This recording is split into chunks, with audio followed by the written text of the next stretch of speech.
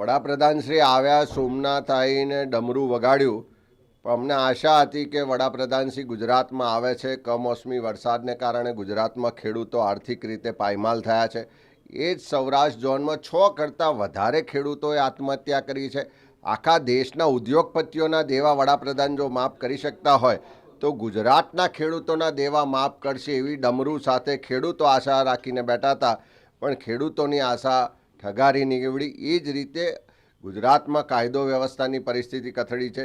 જે રીતે દારૂ અને ડ્રગ્સ સામે આખું એક જન આંદોલન ઊભા થવા જઈ રહ્યું છે, ત્યારે આશા હતી કે વડાપ્રધાનશ્રી એવું ડમરું વગાડશે કે ગુજરાતમાં આજુબાજુના રાજ્યોમાંથી જે મોટા પ્રમાણમાં દારૂ આવે છે એ દારૂ આવતો બંધ થશે, જે ડ્રગ્સને કારણે યુવાધન બરબાદ થઈ રહ્યું છે એ અટકશે.